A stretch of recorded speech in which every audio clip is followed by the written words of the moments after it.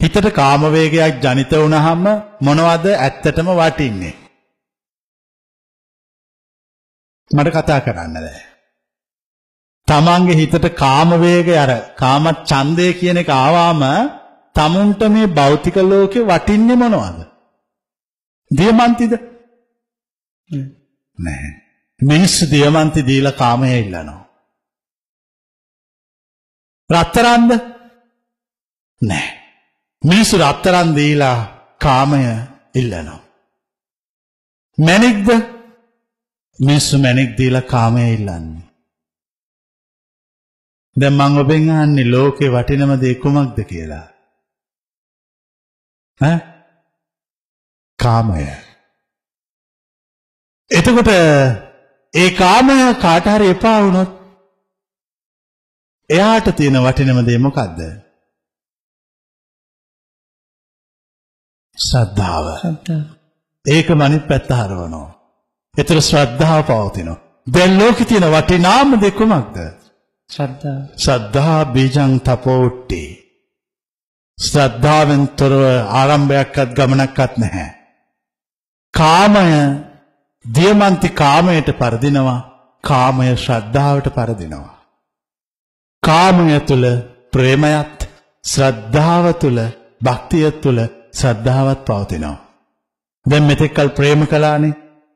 ඒක කාමය තුල පැවතුනේ. දැන් ඔබට භක්තියෙන් සිටින්න වෙනවා. ඒ භක්තිය විශ්වාසය ඇදහිීම පවතින්නේ ශ්‍රද්ධාව තුලයි. පැහැදිලිනේ? පැහැදිලි.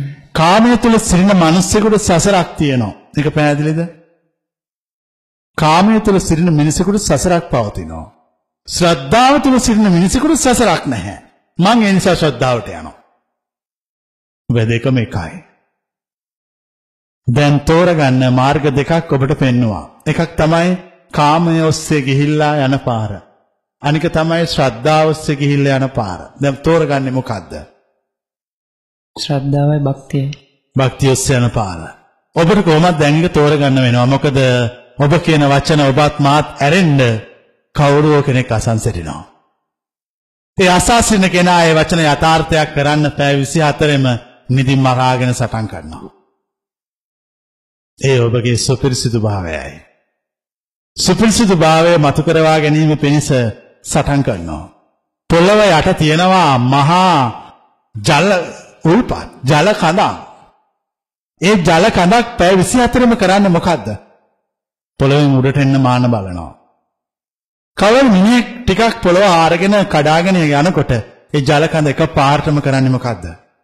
ඒ කඩපු තැනින් මහ වේගකින් ඉහළට පිඹිනවා. අන්න ඒ වගේ ඔබට. ඔබ දැන් ඒ ජල කඳ කනින්න පටන් ගත්තා. පොළව ආරන්න පටන් ගත්තා. දැන් අරයා පොළවෙන් උඩට එන්න බලාගෙන ඉන්නේ කොයිලාකාරී එනවා කඩාගෙන. එතකොට සෝතාපන්නයි. දැන් මේ කියන තේරෙනවද? එතකොට තේරෙයි උන්වහන්සේ කියපු නෙවීම මේකයි. සියලු කාම දාහයන් නිවී ගියා. වෛරය නිවී ගියා. ඊර්ෂ්‍යාව නිවී ගියා. නැවත සිත උපද්දවන්න බැරි වුණා. සිත නැගිටවන්න බැරි වුණා. සිත සැනසෙලි සුවයටපත් වුණා. මේක තමයි විමුක්ති සුවය. ඒ මාර්ගයේ ආරම්භයයි. හොඳද නරකද? ඒක තමයි ඒ දේශන මඟ. එය ඕන කෙනෙකුට සාක්ෂාත් කළ හැකි මඟ. ඒකට ස්ත්‍රී පුරුෂ ભેදයක් එක් වයස කිසි දෙයක් නැහැ.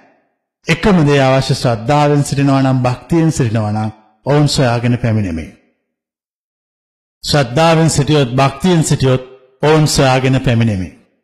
ඒ ශ්‍රද්ධාවෙන් සිටින ශ්‍රද්ධාව අඳුන ගන්න පුළුවන්. කාමය ඒකට ඉක්මවන්න බෑ. ඉක්මවන්න බෑ. කොච්චර නැගිටවන්න හැදුවත් ඒ කාමය ඒ ශ්‍රද්ධාව ඉස්සරහ ඇදගෙන වැටෙනවා. ඔවුන් සෝතාපන්නයි. මම ඒතර ප්‍රශ්නයක් අහනවා. ඒ වගේ මිනිස්සුන්ට සසරක් පවතිනවද කියලා? සසර තියෙන්නේ ප්‍රේමය තියෙන නිසා. ප්‍රේමය තියාගන්න නම් බන්ධන හදාගන්න ඕනේ. හැමතිස්සෙම ප්‍රේමය නිසා බන්ධන හැදෙන්නේ වඩාත්ම සිත්ගත් එක්කෙනෙක් එක්ක. ඒත් මගේ සිත වඩාත්ම සිත්ගත් එක්කෙනා වෙනුවට පවතින දර්ශනයක්.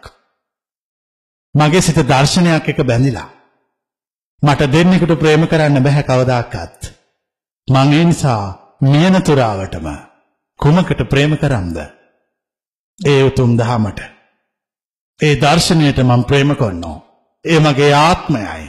ඒ මගේ ගමනයි. ඒ මගේ අවසානයයි. මොකද කැමතිද අකමැතිද? කැමති. ඒ එතෙන්ට යන්න ගොඩක් හයිය වෙන්න ඕන. මිනිස්සු හැමදාම ප්‍රේම කරේ ප්‍රතිරූපයකට, හැඩයකට. මම කියනවා හැඩයකට නොව දර්ශනයකට ප්‍රේම කරන්න කියලා. දර්ශනයකට ප්‍රේම කරන්න කිව්වා මේගොල්ලන් එකපාර තේරෙන්නේ නැහැ. මොකද්ද දර්ශනයකට ප්‍රේම කරන්නලු? ඔව් දර්ශනයකට ප්‍රේම කරන්න. ඒකට ඔබේ කාමච්ඡන්දේ නිවි යනවා. අර හිතේ තියෙන දැවිල්ල නිවි යනවා.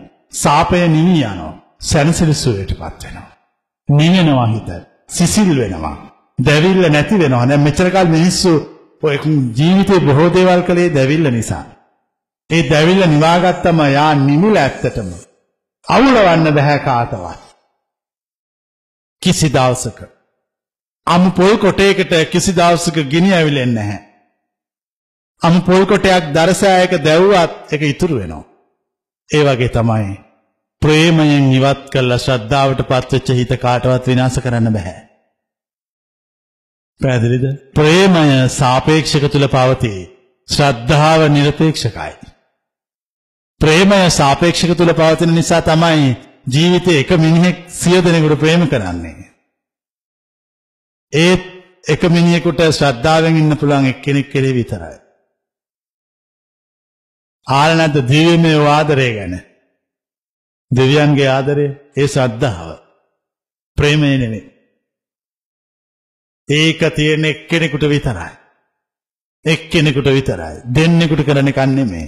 දෙන්නෙකුට ප්‍රේම කරන්න පුළුවන් නම් ඔබට ඔබේ ප්‍රේමය සාපේක්ෂකයි. ඒ දෙවියන් කියන ප්‍රේමය නෙමෙයි. දෙවියන් ප්‍රේමය කියා ශ්‍රද්ධාවයි පෙන්වන්නේ. ඒ එක්කෙනෙකුටයි. ඒකට ස්ත්‍රී පුරුෂ භාවයක් නැහැ. ඒක දර්ශනයක්. ඒ දර්ශනෙට ප්‍රේම කළොත් යමෙක් ඔහු සදාකාලික නිවීමටපත් වෙනවා. ඔහුගේ කාම දැවිල්ල නිවිලා යනවා. වෛරය, කෝපය නිවිලා ඔහු සැනසෙලසුවටපත් වෙනවා. අන්න ඒක තමයි මඟ. ඒක තමයි අප දෙසන මඟ.